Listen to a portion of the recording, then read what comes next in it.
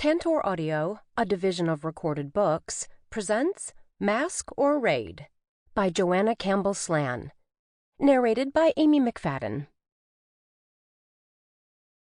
1.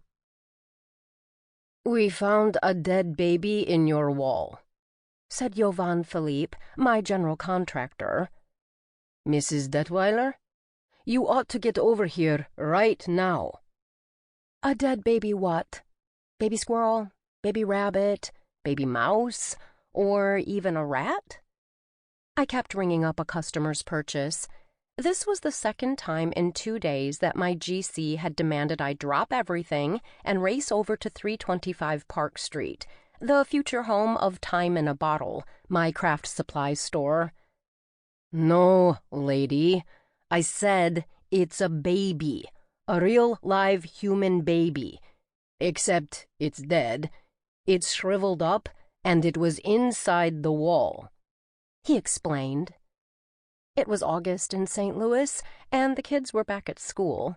The temperature, combined with the high humidity, made being outside miserable. Sometimes I thought customers stopped into Time in a Bottle, my craft supply store, simply to escape the heat. I handed the customer her purchase, neatly tucked into a paper bag, and mouthed, "Thank you," before turning aside for a little privacy. I whispered into my phone, "Jovan, I'm not following you. How on earth could a baby get inside a wall?" "Beats me, but that's what we found. Remember, we started at the top, under the molding, because we didn't want to bust up any of that nice woodwork. Then we had to end the day early." Of course he had to end work early.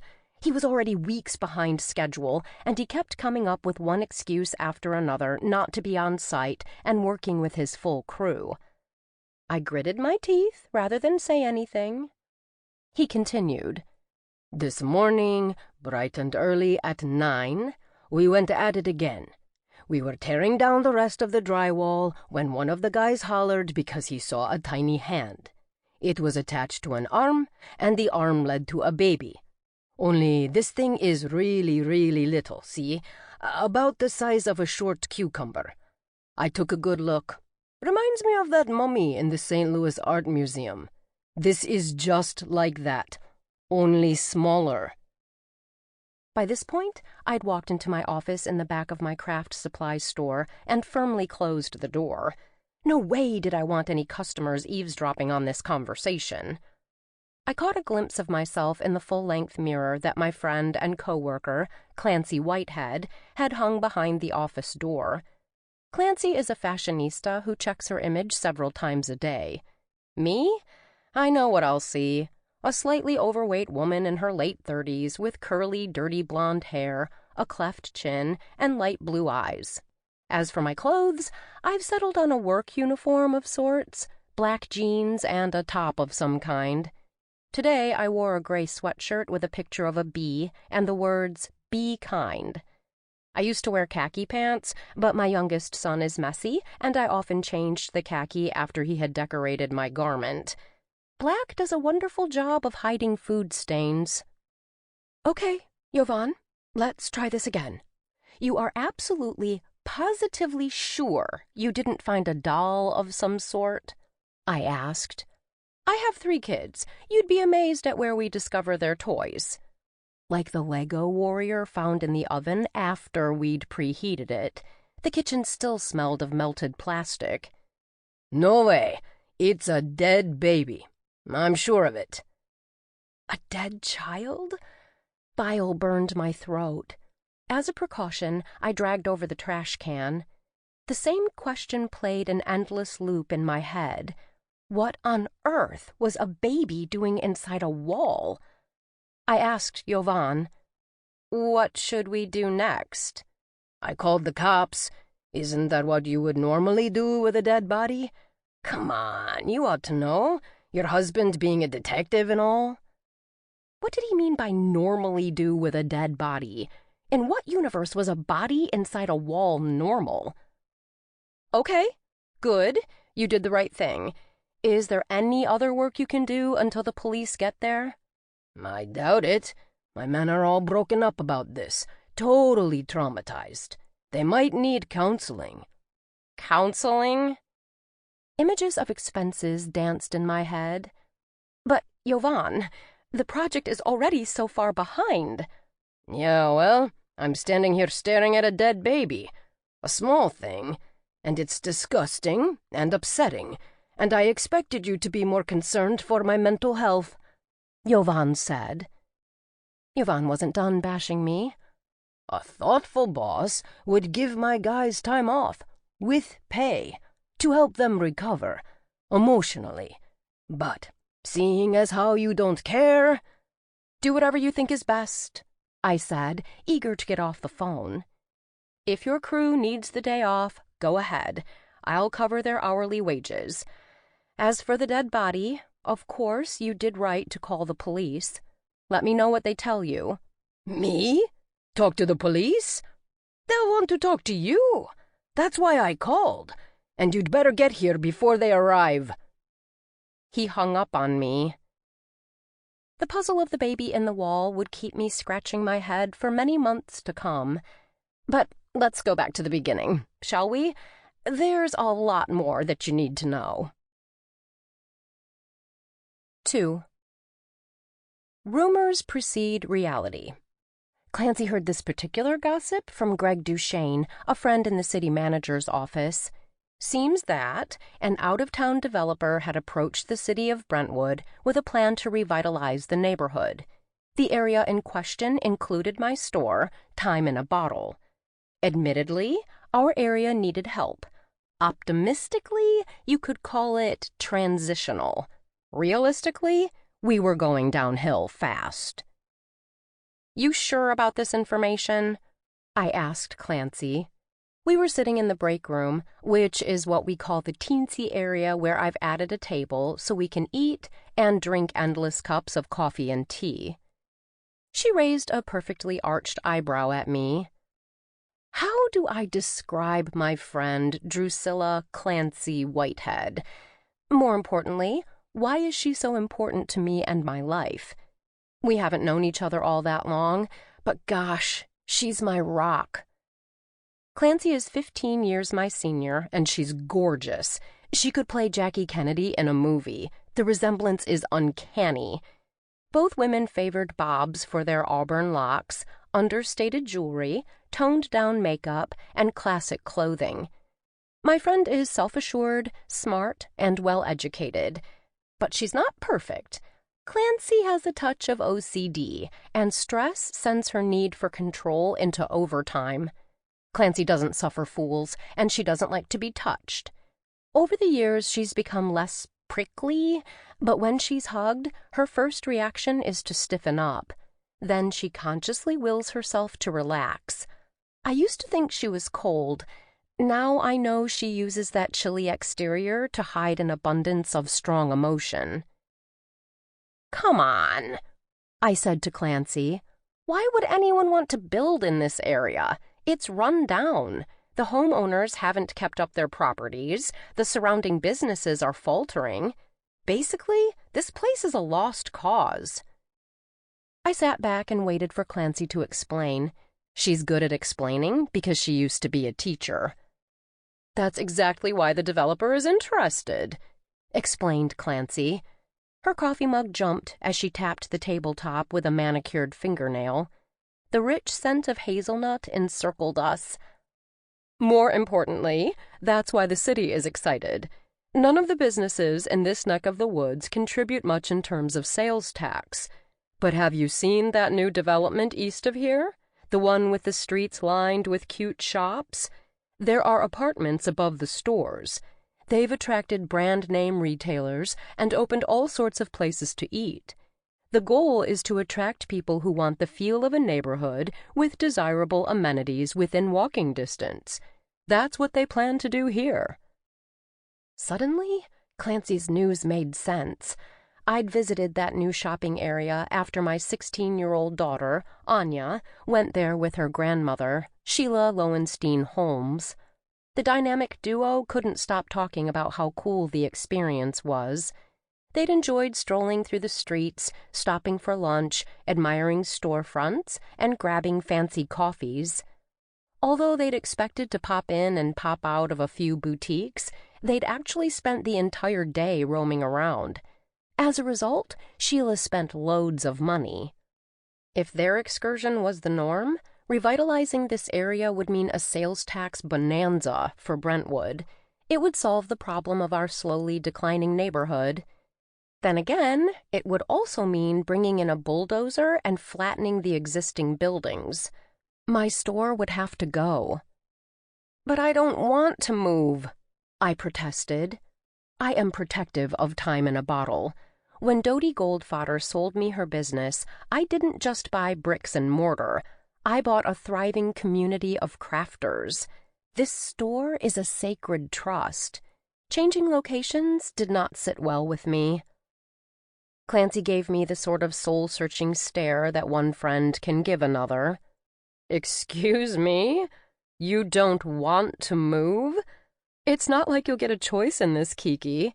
Nobody enjoys moving. It's a colossal pain in the butt." Staring into my empty coffee cup, I pouted and said, "I hate change." "Join the crowd," said Clancy. "Kiki?" a voice chimed in. From out on the sales floor, Nona Perkins must have overheard our conversation. I swear that woman is like an owl. She has eyes in the back of her rotating head, and she can hear the rustle of a chipmunk 100 yards away. "Listen to yourself. It doesn't matter whether you like change or not. We are all forced to change if we wish to survive. In this particular situation, you won't have a choice. Eminent domain refers to the power of the government to take private property and convert it into public use. That's referred to as a taking. You'll get an offer, a dollar amount that they think is fair. Then you'll have 30 days to negotiate a better deal. After that, the case goes to litigation. Of course, they'll win, and when they do, they'll force you out." I glared at Nona, making no attempt to hide my irritation. I wouldn't even let her lavender scent calm me down. No, sir, not today. She's my newest hire, and in most ways, she's absolutely terrific. Sometimes her know-it-all tendencies ruffle feathers. Before Nona joined us, Clancy was our resident know-it-all queen, and nobody likes to get shoved off the throne. Rather than wilt under my glare, Nona gave me an amused smile. She walked past on her way to the kettle. Nona drinks endless cups of tea. "You can't afford to take this to litigation," said Clancy, scooting aside an empty chair to give Nona a place to sit. "Our back room is way too crowded." Clancy standing up for Nona surprised me. Nona and Clancy are a study in opposites. Their relationship gets fractious when I'm not around to referee. Right now, these two opponents seem to be in agreement. Go figure. "She's right," said Nona. "Every year the government hires an entire class of law school graduates. All those eager beavers are itching to sue someone. Might as well be you." Clancy nodded. "The government will always win. You can't stand in the way of progress." "Resistance is futile," said Nona, repeating the iconic line from Star Trek. I threw up my hands. "Enough! You two have made your point." "Then again," said Clancy, walking her coffee mug over to the sink, "things could always fall apart. The developer and the city might not come to terms, or the developer might be talking to other municipalities. Maybe this is a competition between cities. Maybe some other blighted neighborhood will get knocked down." "Good point," said Nona. So, this was not a done deal. Not yet. But I had a hunch it was going to happen. For weeks now, I'd felt an unexplained weight on my shoulders. The feeling had been vague and unformed. I tried to brush it off. Now the threat was real and had a name. "When will the city council make a decision?" I asked, speaking to Clancy's back. She always scrubs our mugs with Comet until there are no caffeine rings. I could care less about the brown circles in my cups, but Clancy thinks they are disgusting, so we have come to an agreement. She's welcome to scrub my mugs any time. She doesn't even need permission. My motto? If it bugs you, it's your problem, not mine, and you can fix it. Have a nice day. The city council is meeting this Thursday night. It's open to the public, Clancy said. Greg says they'll bring up the developer's proposal.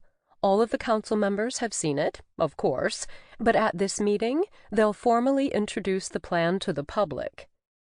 I couldn't attend. I had a crop, that's a scrapbook party, to run. I asked Clancy if she would go to the meeting for me. Sure, as long as Bronny or Anya can babysit Posey, said Clancy. Bronny, Bronwyn Mcfadden, is our nanny. Anya is my teenage daughter, and Posey is the child of Clancy's late husband, Lawrence, and his much younger second wife, Bambi, a woman who got pregnant while they were committing adultery. As you might guess, Clancy's divorce had been acrimonious. The resultant marriage of Lawrence to his much younger bride was tumultuous. It ended when Lawrence died in a car accident. After the tragedy, we'd heard rumblings that Bambi, the new Mrs. Whitehead, had gone a little bit crazy. In the months that followed, Clancy did her best to ignore gossip about how Bambi was blowing through Lawrence's life insurance money. Meanwhile, the two oldest Whitehead kids, Elizabeth and James, scrambled to pay their college tuition. The whole situation had been humiliating for Clancy. Even though Lawrence had dumped her, she still loved him, and I suspect he still loved her. But a second chance at fatherhood had convinced Lawrence to make an honest woman out of Bambi. According to Elizabeth, Lawrence knew in his heart of hearts that Bambi was too immature to be a good mother.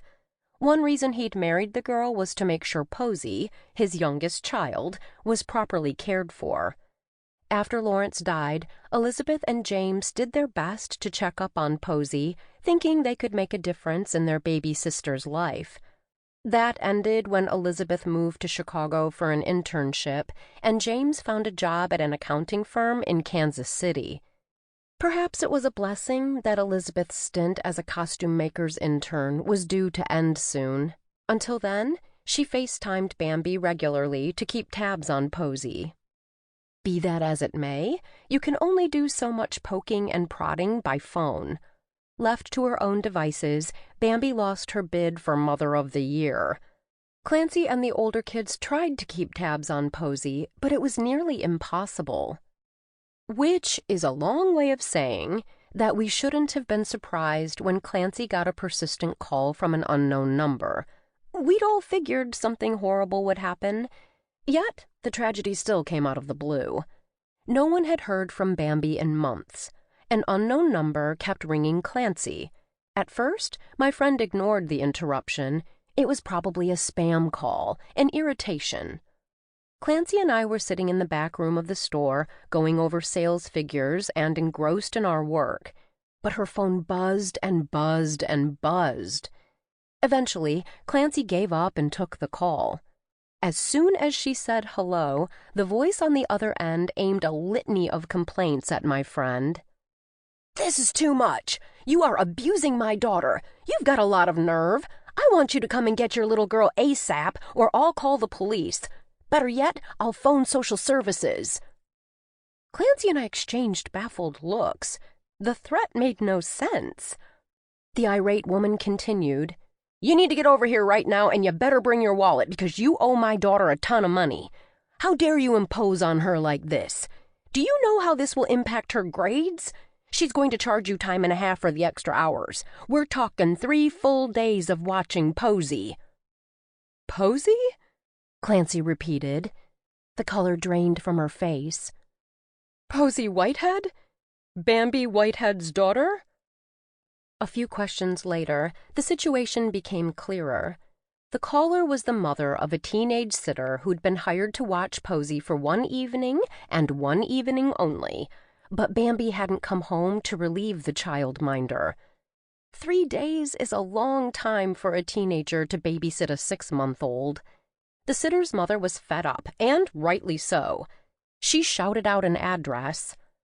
"I'll be right there," said Clancy, writing the street name and number down with shaking hands. I offered to drive her car. She was too distressed. Fortunately, the address was easy to find. An uninterested teen let us in without asking for an ID. The rank odor of garbage hit us immediately. It took a few minutes for our eyes to adjust to the dim light. Empty pizza boxes sat on the chic sofa and coffee table. Next to the big screen TV, a stack of dirty cereal bowls leaned like the Tower of Pisa. From the back room came a pitiful wail. Following the sound, we found Posy all alone in her crib, smelling of urine and feces. The baby was hungry, her diaper was leaking, and her face was crusted with dried gunk. At the sight of that poor little tyke, Clancy went scarlet with rage. I've never seen her so angry. "Can you take care of the sitter?" she asked, thrusting a wad of bills at me. "This is all the cash I have on me." "I have money," I said, "and I keep a check in my wallet." "Please save me from the death penalty. Go and handle the sitter while I get Posy cleaned up." Clancy lifted the tiny form from the crib. As I counted out money for the sitter, a question came to mind. I asked the girl, "How'd you happen to call Clancy?" "I looked in every drawer until I found a list of phone numbers. I gave them to my mom, and she called around." The teen shrugged. "Don't forget to pay me for the food I ordered. That'll be another $85. For that, I wrote a check. The girl asked me to add my phone number and address. She'd been well trained. I asked her to make a bottle before she left. Meanwhile, Clancy gave Posy a quick rinse in the sink. I wrote a note for the errant Bambi. I'll never forget the expression on Clancy's face as she walked out of the bathroom with a clean Posy in her arms. My friend was the picture of motherly concern as she told me, "This poor child has the worst case of diaper rash that I've ever seen." I gathered clothes for Posy while Clancy gave the baby a bottle. Fed and clean, Posy's cries dwindled to a sleepy whimper. Bambi's Lexus was still in the garage, and, luckily for us, there was a car seat buckled into the back. We moved it to Clancy's Mercedes. After packing up formula and more bottles, we hit the road, leaving the dirty house. Clancy called ahead, and my nanny met us in the driveway. "I'll see to her poor wee bum," said Brawny, "though I suspect that with a clean and dry backside, she'll mend quickly enough. I'll take good care of this lassie while you're both at work." Clancy and I were on our way back to Time in a Bottle when Clancy fielded yet another anonymous call. This one came from the county sheriff's office. They were searching for Bambi Whitehead's family. "Why?" asked Clancy. "Does she need bail or a lawyer? If so, you're out of luck.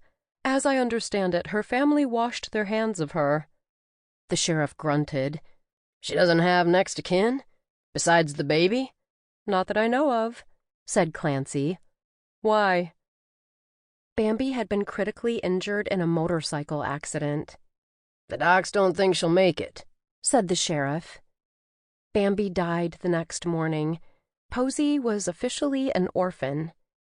When Elizabeth and James heard about their half-sister's plight, they insisted that they would adopt Posy rather than let her go into foster care.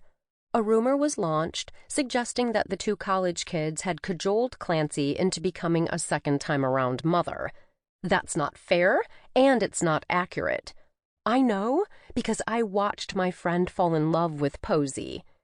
People forget that Clancy started as an elementary school teacher and only later went on to teach high school. She loves kids. On the way to my house, Clancy kept turning to look at the baby sleeping in the car seat. She sighed and said, "Posy is the spitting image of Elizabeth and James when they were this age. That seems like a long time ago. Those years are so precious." Not long after, Clancy legally adopted Posy.